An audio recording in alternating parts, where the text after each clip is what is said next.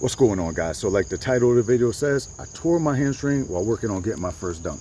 I'm gonna go all the way back to the beginning and explain to you guys how this happened and where I'm at now. All right, so this goes back to like the end of June, beginning of July. I'm in the Northeast. We had a major heat wave around that time.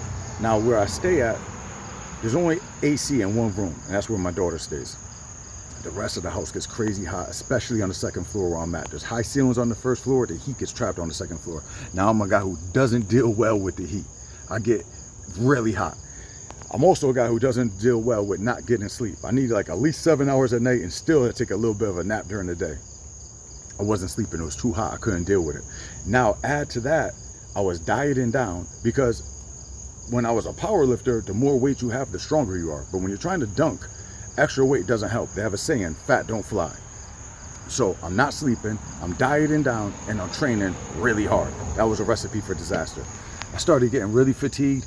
My performance on everything was going down. My jumps were going down, my lifts were going down, and I was just feeling lethargic and fatigued. I said, you know what, I got to take a break. Before I did that, I ended up coming down with COVID.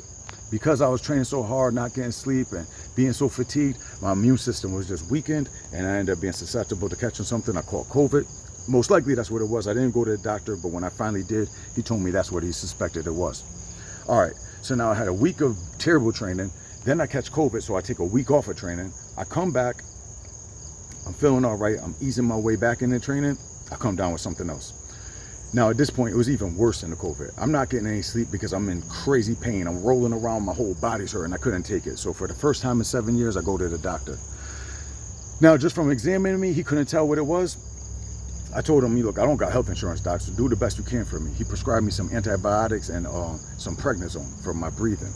I'll tell you something, within 3 hours of taking that stuff, I felt almost 100% better. So whatever his guess was for what I had, it was a good guess. So now we got 3 weeks of not really training.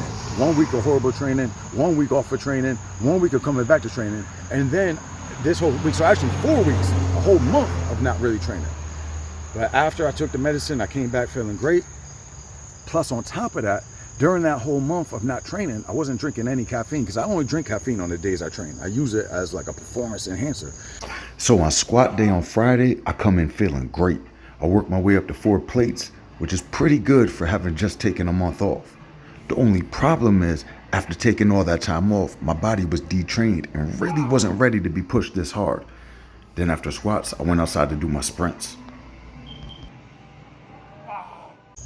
So I go outside to the front of the gym on the sidewalk. I do 140-yard dash, all-out sprint, take a minute or two rest, go back down, do another one. Before I even realize what happened, I'm somersaulting down the sidewalk.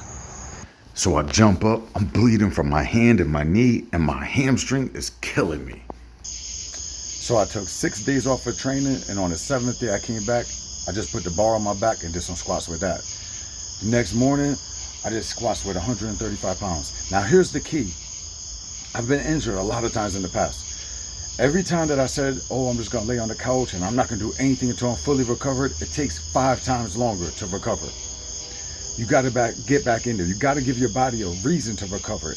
Now I'm not saying try to go back to what you're doing. Obviously that's crazy. But go light, do something. The next Monday I did 135 on the trap bar. Then on Wednesday I did some really low dunks. On Friday, which was exactly 2 weeks after I pulled my hamstring, I went up to 225 on squats comfortably. The next Monday, I went to 275 on the trap bar. Then on Wednesday, I had a dunk at 9 feet 2 inches. So on the 4th week, I felt a little fatigued, so I pulled back a little bit, and that brings us to today. We're exactly 4 weeks and 5 days after the hamstring tear.